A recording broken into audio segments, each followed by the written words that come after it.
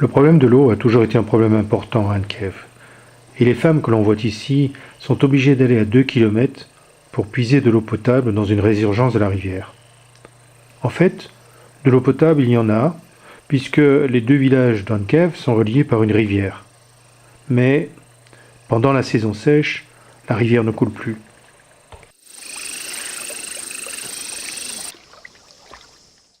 En amont du barrage, la rivière ne coule presque pas, et les 2 enfants qui s'amusent à la remonter ici à Califourchon sur un vieux tronc n'affrontent aucun courant.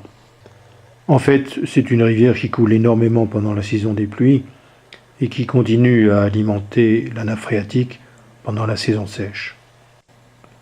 En aval du barrage, la rivière est souterraine et elle apparaît sous forme de résurgence où les femmes viennent puiser l'eau, ce qui représente un effort considérable lorsque la marée est haute et que la mangrove est remplie. Il faut alors traverser de grandes étendues d'eau avec le risque de s'enliser dans la boue. L'idée de l'ADA est simple, construire un puits à proximité d'Ankev en tirant parti de la rivière souterraine, sans toutefois être trop près de la mer pour éviter l'eau salée. Voici l'ancien puits qui est plutôt un trou d'eau au bord de la mangrove. Ici, l'eau est utilisée principalement pour laver le linge car elle est saumâtre. Notre idée, c'est de remplacer ce trou par un puits fermé, bétonné, situé plus en retrait dans la colline, ayant une profondeur de 4 mètres. L'ADA France a passé un contrat avec un entrepreneur de Moldave pour 2500 € afin de réaliser la construction de ce puits en 2 semaines. Le matériel arrive aujourd'hui dans cette goélette qui vient de jeter l'ancre de Ankev. En fait, on attend le bateau depuis 3 jours, mais les vents étaient contraires et ne permettaient pas ce mouillage.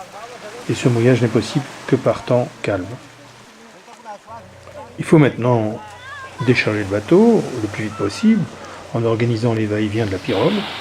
Ensuite, il faut transporter le matériel jusqu'au local de stockage. Et ensuite, encore, il faut l'amener à pied d'œuvre de l'autre côté de la mangrove, à environ 1000 mètres du village. Tout ça, c'est des sacs de 50 kg à dos d'homme.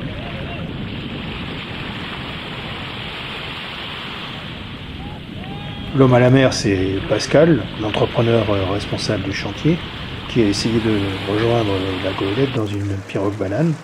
Mais garder l'équilibre dans une pirogue banane, ce n'est pas évident. Le déchargement se passe très très bien, à la malgache, c'est-à-dire qu'il y a autant de chefs de chantier que de participants, mais tout se déroule sans incident.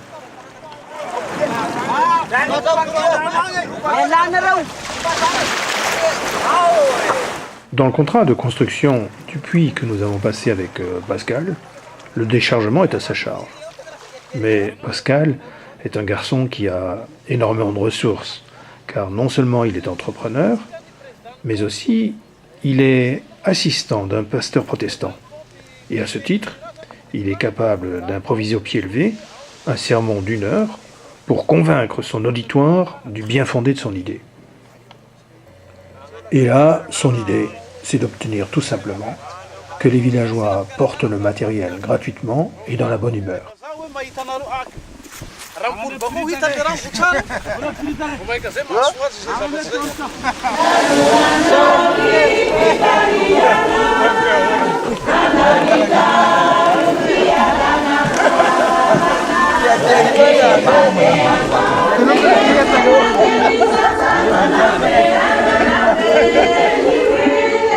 Pour y arriver, il a aussi une arme secrète qu'il appelle la sensibilisation, sous forme de larges rasades de rhum distribuées à tout va.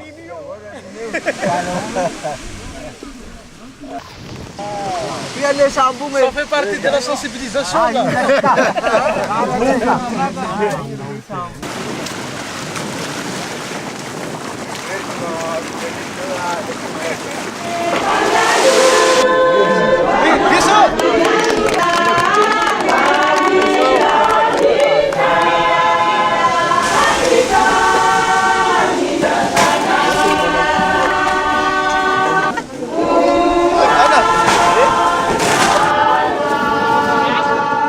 Finalement, la sensibilisation de Pascal a merveilleusement fonctionné. Et tout le village collabore, comme ici par exemple Mohamed, l'instit du village, qui s'est improvisé chef chargeur.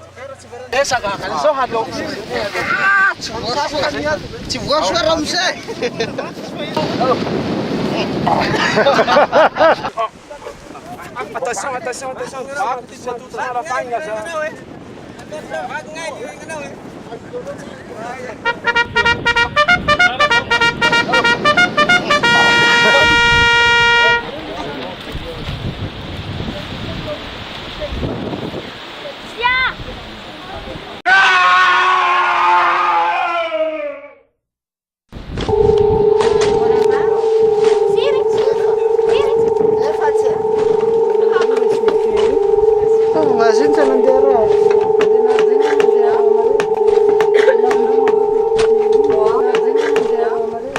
Contrairement aux apparences, il ne s'agit pas du cabinet du docteur Mabuse, mais d'une équipe de dentistes bénévoles qui sont venus soigner les villageois qui souffrent très très souvent de maux de dents. Non, j'en enlève qu'une. Elle a eu peur. Je regarde les caries. Oui. D'accord. Non, j'en ai.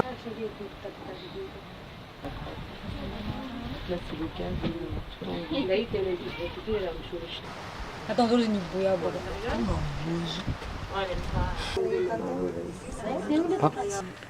Avant de soigner les villageois, les dentistes ont d'abord sensibilisé les enfants des écoles, en expliquant comment et quand se brosser les dents, et ensuite, ils ont ouvert un cabinet de campagne dans le bungalow numéro 2 où nous sommes.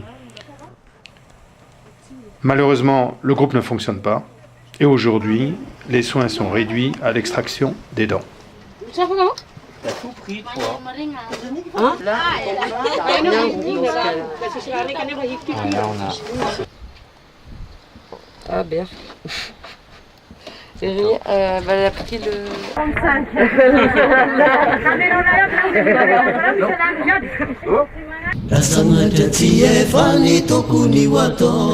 Azamora kivy amin'ny marainako miaro Netiko amin'ny kao de tsy hoe milefanao Ny lalagna ombagnadrako mbola lavitry Ka milesa mbohody miambigny zanako Miangavy lalagna zaho tsy hoe malaignanao Kaloko le haihai tsiro tokony samy le tapaky ny angady avao le raha fakandro. Eza? Ah, tapaky ndraiky. Andeha mire. Diso mamaky koa la misy.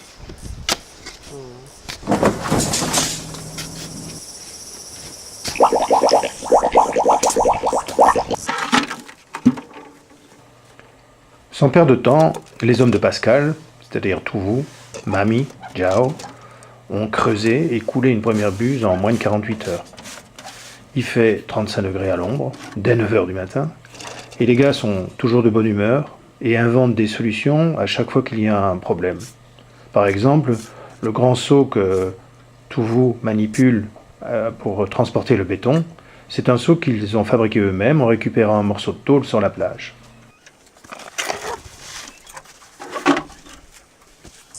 L'endroit exact où l'on creuse le puits a fait l'objet d'un repérage lors d'une précédente mission. On se trouve à environ 1000 mètres du village, que l'on aperçoit d'ici sur la dune là-bas en face.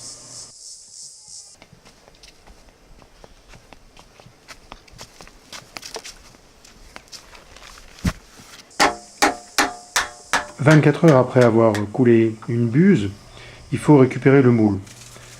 C'est une opération un peu difficile parce que le moule et le ciment sont collés. On voit ici Mamie en train de mettre de l'eau pour aider à la séparation du moule et du ciment.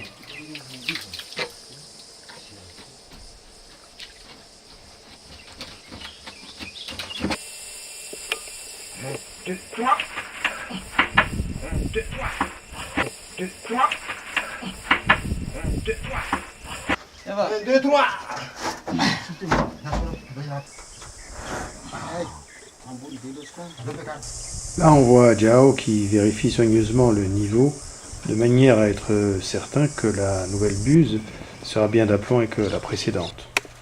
L'équipe a très peu d'outils, et ici par exemple, ils coupent le fil métallique avec un marteau car ils n'ont pas de tenaille.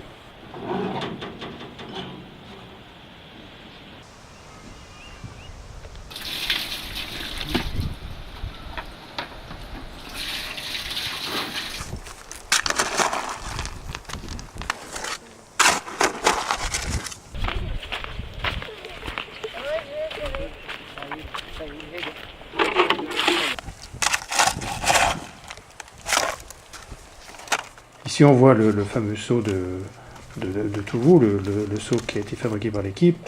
J'ai essayé de le soulever quand il était plein de ciment, mais j'y ai tout de suite renoncé.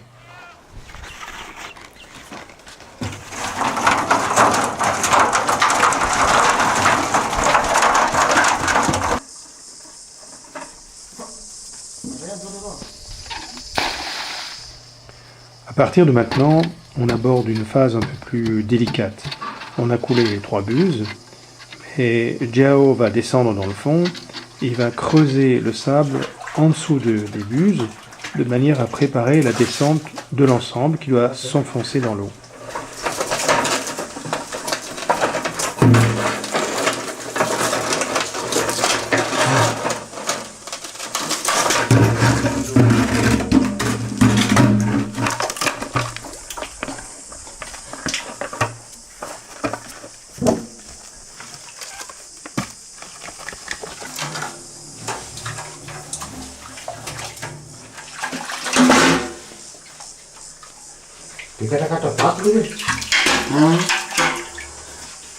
Kusin kata berarti cara mati. Yang 20 cm. Oh. Katanya.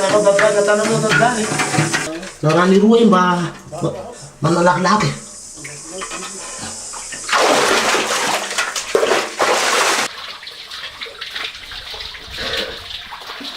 Au bout d'un moment, l'eau est montée. Il faut donc évacuer l'eau. Donc l'équipe se met en position pour évacuer un maximum d'eau dans un minimum de temps avant de recommencer à creuser.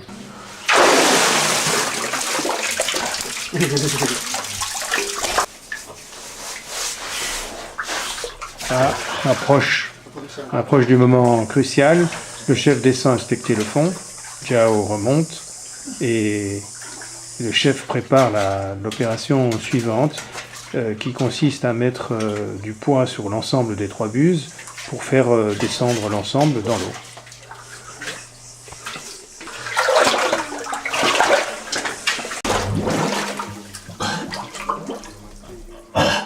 Oh, Wasser.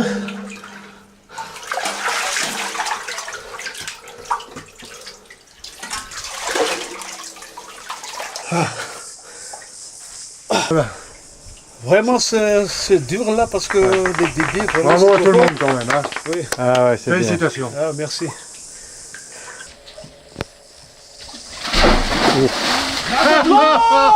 Magnifique. Oh, merci Magnifique.